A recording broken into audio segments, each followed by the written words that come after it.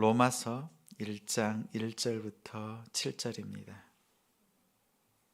로마서 1장 1절부터 7절 말씀, 신약 238쪽입니다. 한 절씩 교독하겠습니다. 제가 먼저 읽습니다. 예수 그리스도의 종 바울은 사도로 부르심을 받아 하나님의 복음을 위하여 택정함을 입었으니, 복음은 하나님이 선지자들을 통하여 그의 아들에 관하여 성경에 미리 약속하신 것이라. 그의 아들에 관하여 말하면 육신으로는 다윗의 혈통에서 나셨고 성결의 영으로는 죽은 자들 가운데서 부활하사 능력으로 하나님의 아들로 선포되셨으니 곧 우리 주 예수 그리스도시니라. 그로 말미암아 우리가 은혜와 사도의 직분을 받아 그의 이름을 위하여 모든 이방인 중에서 믿어 순종하게 하나니, 너희도 그들 중에서 예수 그리스도의 것으로 부르심을 받은 함께 자니라. 읽습니다. 로마에서 하나님의 사랑하심을 받고 성도로 부르심을 받은 모든 자에게 하나님 우리 아버지와 주 예수 그리스도로부터 은혜와 평강이 있기를 원하노라. 아멘. 부르심에 은혜와 평강이 있습니다. 부르심에 은혜와 평강이 있습니다. 라는 제목으로 말씀 전합니다. 제자같이, 가정같이, 사도같이 같이 이루는 지성, 이 시간 하나님을 예배하는 우리 성도님들을 주님의 이름으로 사랑하고 축복합니다.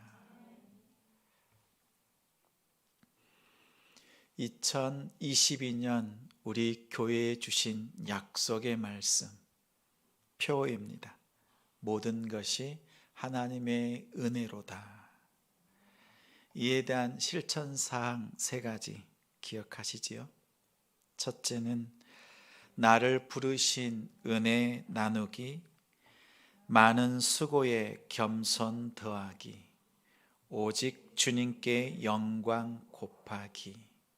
우리는 말씀을 받고 이 3가지를 실천하길 다짐합니다. 오늘은 실천사항 첫 번째, 나를 부르신 은혜 나누기에 대한 말씀입니다. 명품 가방과 짝퉁 가방을 구별하는 방법이 있습니다. 비가 올 때 머리에 쓰면 짝퉁, 가슴에 품으면 명품. 명품이든 짝퉁이든 또는 크든 작든 따뜻한 마음으로 주고 감사의 마음으로 받으면 그 선물은 모두 명품이 됩니다. 우리 인생도 신앙도 그와 같습니다. 주 안에서 감사와 기쁨으로 살면 명품 인생이 됩니다. 그렇지 않으면 반품하고 폐기하는 짝퉁 인생이 되죠. 고대 사회에서도 짝퉁이 있었습니다. 짝퉁 복음 들어보셨습니까? 짝퉁 복음. 우리 21세기 초 터키에서 헬라어로 기록된, 새겨진 비문이 발견되었습니다. 그 비문을 살펴보니 BC 27년, 예수님이 오시기 전 27년부터 AD 17년까지 약 40년이 넘도록 로마를 다스렸던 황제 아우구스투스에 대한 기록이었습니다. 누가복음 2장에 예수님이 태어날 당시 가이사 아구스도, 이렇게 불렀던 황제입니다. 그 비문의 일부를 소개합니다.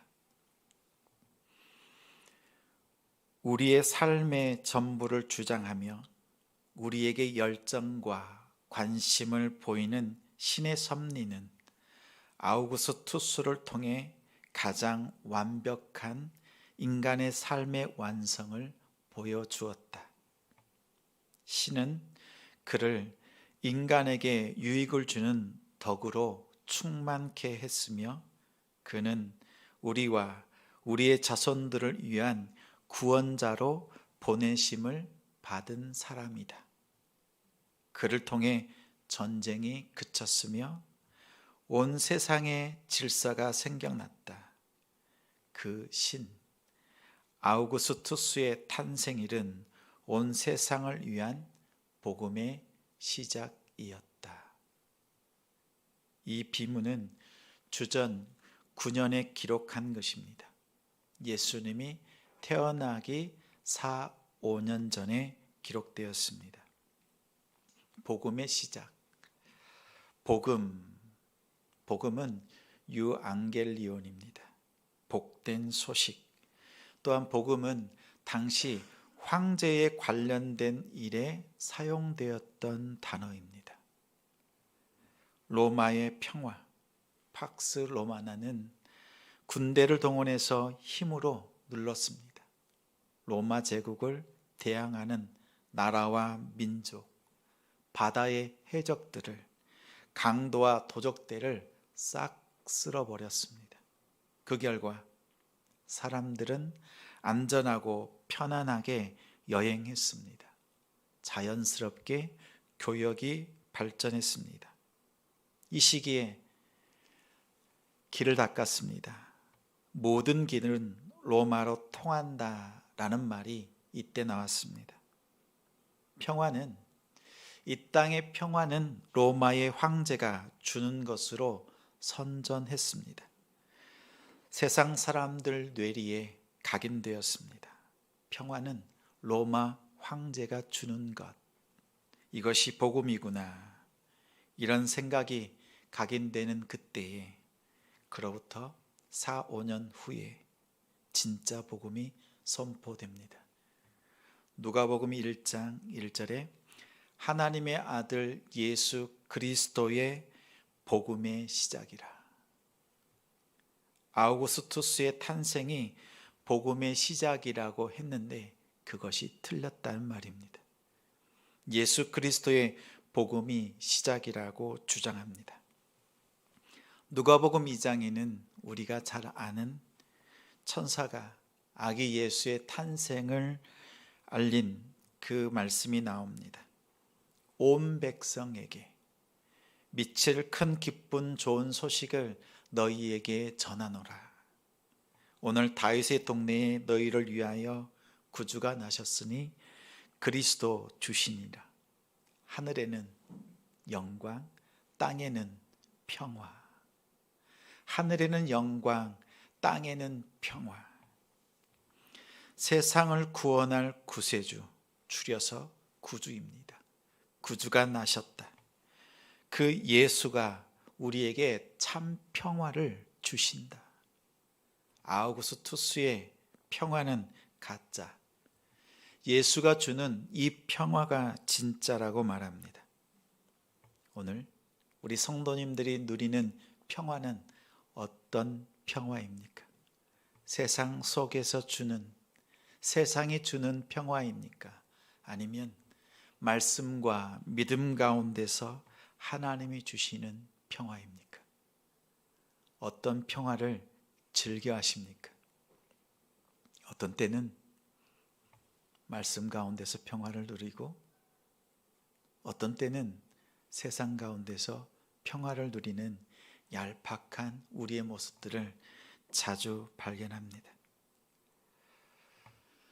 바울은 로마의 교인들에게 보낸 편지, 우리가 읽은 로마서 이곳에서 복음 앞에 수식어를 붙입니다.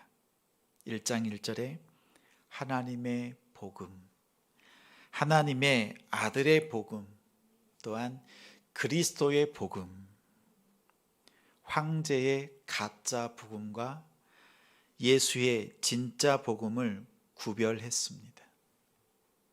바울은 로마 제국의 심장부에 살고 있는 로마 교회 성도들에게 자신이 말하는 복음은 황제의 복음이 아니다. 황제의 복음과 다르다. 이 복음은 하나님의 복음에 관한 것이며 하나님으로부터 온 복음이라고 강조합니다. 바울이 말하는 복음과 로마 교회 성도들이 가진 그 복음은 같은 것입니다. 한 번도 방문하지 않은 곳에 편지를 보내면서 대면하지 못했던 그들과 같은 믿음이라고 복음이라고 증거하면서 사용한 단어가 있습니다.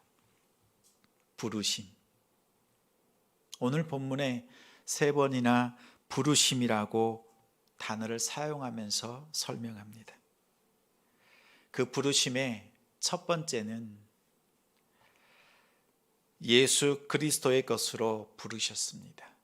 구원으로 부르심. 그리고 5절, 6절이 있습니다. 그로 말미암아 우리가 은혜와 사도의 직분을 받아 그의 이름을 위하여 모든 이방인 중에서 믿어 순종하게 하나니 너희도 그들 중에서 예수 그리스도의 것으로 부르심을 받은 자니라. 너희도, 여기서 너희는 로마 교인들도, 그들 중에서, 이방인들 중에서 예수 그리스도의 것으로 부르심을 받은 자들. 바울은 로마 교인들도 이방인 중에서 예수 그리스도의 것으로 구원받은 사람들임을 상기시킵니다. 당시 로마 교회는 디아스포라, 흩어진 이스라엘의 유대인들이 아닙니다.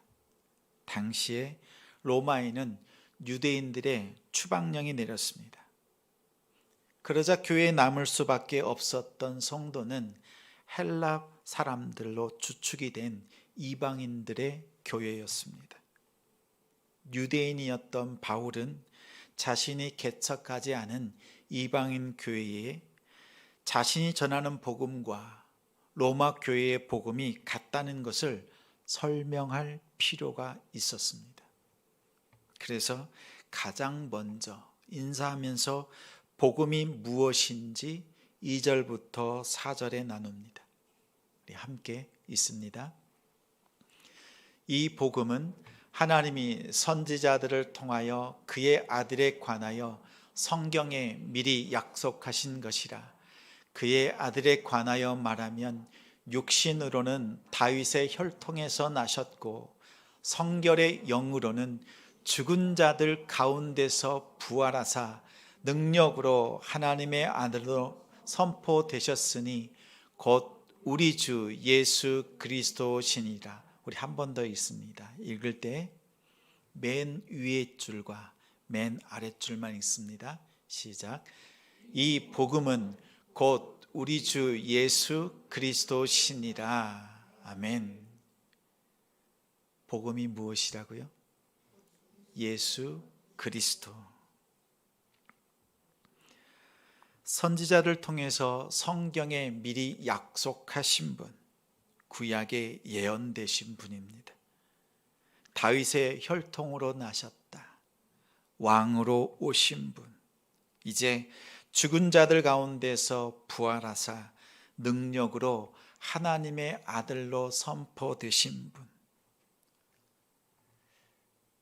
아우구스투스의 비문의 복음과 로마서 1장의 복음이 달라도 너무 다릅니다. 무엇이 진짜 복음입니까? 왕이신 그분이 채찍을 맞았습니다. 창에 찔렸습니다. 피를 흘렸습니다. 왕이 십자가에서 죽었습니다. 왜요?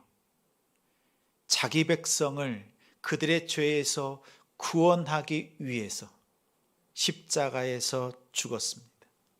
그러나 로마의 황제들은 자기 백성을 핍박하고 자신이 죽는 것이 아니라 백성을 죽이는데 앞장섰습니다.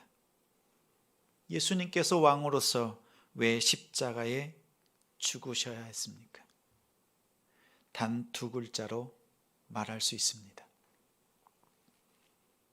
사랑. 하나님의 사랑. 하나님의 사랑이 예수 그리스도를 십자가에 못 박히고 여러분을 구원했습니다. 여러분을 죄 가운데서 생명으로 구원하셨습니다. 힘으로 만든 평화, 사랑으로 만든 평화, 이 둘은 너무나 다릅니다. 자기 백성, 여러분을 사랑하셔서 십자가에 죽으신 복음, 그 복음이 바로 예수 그리스도입니다. 그분은 죽은 자들 가운데서 부활하셨습니다. 어느 누가, 어떤 왕이 죽었다가 다시 살아나는 능력이 있습니까? 부활의 능력으로 하나님께서 보내신 하나님의 아들이심을 직접 보여주셨습니다. 그분이 우리가 믿는 예수 그리스도입니다. 그분이 여러분을 예수 그리스도의 것으로 삼으셨습니다. 예수님의 소유 삼으셨습니다. 자신의 찢긴 몸과 흘리신 보혈로 값주고 여러분을 사셨습니다. 이제 여러분은 그리스도의 것입니다. 여러분을 구원하실 뿐만 아니라 부활의 능력으로 여러분을 살리십니다. 여러분을 예수의 것으로 부르셨습니다. 나는 예수 그리스도의 것입니다. 나는 구원받았습니다. 이렇게 감사로 고백하고 삶으로 화답하는 성도가 됩시다. 부르심의 두 번째, 둘째는 사도로 부르셨습니다. 사명으로의 부르심입니다. 1절 있습니다. 예수 그리스도의 종 바울은 사도로 부르심을 받아 하나님의 복음을 위하여 택정함을 입었으니.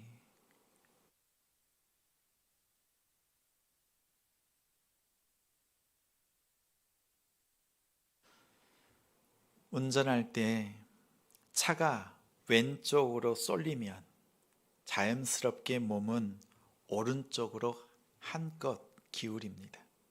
그래서 균형을 잡으려고 합니다. 이렇게 우리는 치우칩니다. 균형이란 치우침이 없는 평형 상태를 말하는 것이 아닙니다. 오히려 흔들림이 많은 굴곡진 우리의 삶 속에서의 균형이란 그때마다 흔들림에 민감하게 반응하면서 필요한 방향으로 몸을 기울이는 노력입니다. 이것이 삶의 지혜입니다.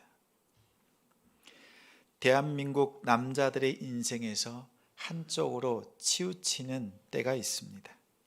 피할 수만 있다면 피하고 싶은 시기, 군대입니다.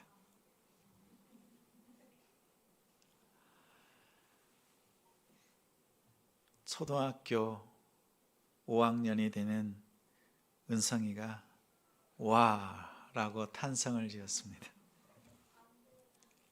안 된답니다. 낭비처럼 보입니다. 저도 피하고 싶었습니다. 어머니 권사님께 기도 부탁을 했습니다. 기도 제목, 병역 특례 받게 해주세요. 그러나 결과는 군 입대였습니다. 응답 받지 못했습니다.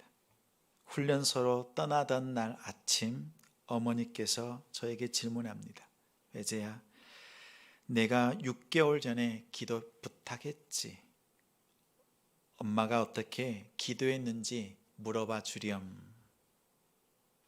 어떻게 기도하셨습니까?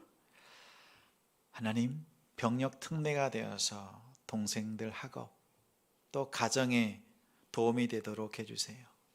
그러나 군대를 통해서 신앙이 성장할 수 있다면 차라리 군대로 보내주세요. 어머니가 밉습니다. 제가 군대를 가게 된 이유는 순전히 어머니 권사님의 기도 때문입니다. 피하고 싶었던 그 길, 낭비라고 여겼던 그곳에서 주님은 저를 기다리고 계셨습니다. 어머니의 기도대로 군대에서 목회자로 서원하고 부르심을 받았습니다. 평생 직장이라고 여겼던 것을 마음에서 내려놓았습니다. 복음을 전하는 이 일이 제 인생의 사명임을 깨달았습니다. 하나님의 계획임을 깨닫고 순종했습니다. 지금도 그 순종의 과정 가운데 있습니다. 결단했던 그때로부터, 그 부르심을 받았던 그때로부터 20년 후에 목사 안수를 받고 30년이 지난 지금 개척 2년차 교회의 담임 목사가 되었습니다. 하나님이 사랑해도 정말 많이 사랑하는 우리 성도 여러분, 여러분의 삶은 무엇으로 기울여져 있습니까? 세상입니까? 하나님입니까? 우리가 세상에 기울여져 있을 때, 낭비라고 원치 않는 곳에 있을 때 주님은 오히려 그곳에서 우리를 만나 주십니다.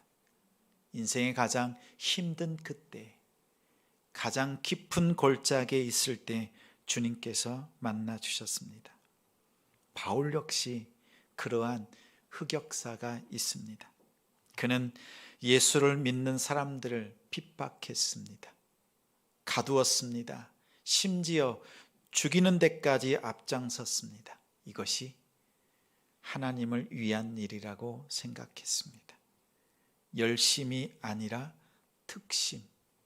특심으로 누구보다도 앞장섰습니다. 그 결과 하나님의 반대편으로 완전히 기울였습니다. 다메섹, 지금의 다마스커스로 가던 그 길, 더 많은 기독교인들을 핍박하려고 가던 그 길, 예수님은 그의 히브리식 이름으로 그를 불러주셨습니다. 사울아, 사울아, 내가 어찌하여 나를 핍박하느냐. 부활하신 예수님께서 그를 기다리셨습니다. 그를 만나 주셨습니다. 그를 부르셨습니다. 그 자리에서 예수의 원수였던 바울은 예수의 종이 되었습니다. 1절에 바울은 자신을 소개하는데 예수 그리스도의 종이라고 소개합니다. 당시 고대 사회에서 종이 자신의 주인을 밝히는 것은 자신의 충성, 그 헌신, 복종이 오직 주인께만 있다는 확인, 또한 고백입니다. 바울은 예수 그리스도의 종으로 자처합니다. 복음의 종이 되었습니다. 오직 그분께만 헌신하고 복종하는 복음을 위한 인생이 되었습니다. 주인이 바뀌면 삶의 목적, 방향이 바뀝니다. 여러분의 인생의 주인은 누구입니까? 율법입니까? 세상입니까? 물질입니까? 자녀입니까? 무엇입니까? 여러분의 비전입니까? 삶의 목적이 분명하십니까? 왜 사는지, 어떻게 살아야 하는지, 여러분의 인생의 사명이 무엇인지 분명히 알고 계십니까? 그분의 부르심 가운데 인생의 사명을 발견하는 성도가 되시기 바랍니다. 부르심에 주여 내가 여기 있습니다. 나를 사용하소서라고 화답하는 성도가 됩시다. 부르심의 세 번째, 셋째는 있는 곳에서 성도로 부르셨습니다. 우리를 섬김으로 부르십니다. 7절 있습니다. 로마에서 하나님의 사랑하심을 받고 성도로 부르심을 받은 모든 자에게 하나님 우리 아버지와 주 예수 그리스도로부터 은혜와 평강이 있기를 원하노라. 성도란 하나님의 사랑을 받은 하나님의 자녀를 말합니다. 그들은 하나님을 아버지라고 부릅니다. 오래전 아들이 초등학생일 때 일입니다. 난데없이 저에게 질문합니다. 아빠는 하나님을 뭐라고 불러요? 하나님 아버지라고 부르지? 왜? 그래요? 나도 하나님 아버지라고 부르는데. 그러면 아빠도 하나님을 아버지라고 부르고 나도 하나님을 아버지라고 부르면 아빠와 나는 어떤 사이입니까? 초등학생의 아주 어려운 질문을 받았습니다. 우리는 서로 형제네요. 아빠를 형이라고 불러도 됩니까? 요런 당돌한 녀석. 그 녀석이 성장해서 방송실에서 숨은 일꾼으로 예배를 섬기고 있습니다. 그때는 제가 당황해서 제대로 답변을 못했습니다. 오늘에서야 답변합니다. 이 땅에서는 아버지라고 부르고 천국 가서 형이라고 불러라. 요한복음 1장 12절에 영접하는 자, 그 이름을 믿는 모든 사람은 하나님의 자녀가 되었다. 하나님의 자녀가 되는 권세를 주셨다. 우리가 받은 권세입니다. 하나님의 자녀, 성도로 불렀다라고 하는 그 의미는 부르심을 받은 그 자리에서 거룩한 삶을 사는 것입니다. 부르심을 받은 그 자리에서 섬김의 삶을 사는 것입니다. 오늘 7절에 로마에서 성도로 부르심을 받은 자에게, 우리가 부르심을 받은 그 자리는 각자 모두 다 다릅니다. 병점, 동탄, 오산, 수원, 우리 교회 오시는 성도님들의 지역을 보면 전국구입니다. 각 지역으로부터 우리를 부르셨고 할아버지, 할머니, 남편, 아내, 아들, 딸 등 가족의 역할로서도 우리를 부르셨습니다. 또한 직원, 중간에 관리자들, 임원, 경영자 등 사회적 역할로도 우리를 부르셨습니다. 우리가 지금 있는 그곳, 하나님께서 우리를 부르시고 여러분을 세워두신 곳입니다. 그 자리에서 거룩하게 살아내십시오. 마음에 들지 않고 힘듦이 있더라도 하나님의 뜻이 무엇인지 깨닫고 그 자리에서 주님을 섬기듯이 섬기십시오. 특히 믿음의 가정들에게는 더욱 그렇게 하십시오. 에베소서 2장 8절에 너희가 그 은혜를 인하여 믿음으로 말미암아 구원을 얻었나니 이것이 너희에게서 난 것이 아니요 하나님의 선물이라. 은혜를 통해서 믿음으로 말미암아 우리는 구원받았습니다. 하나님의 선물은 거저 받는 것입니다.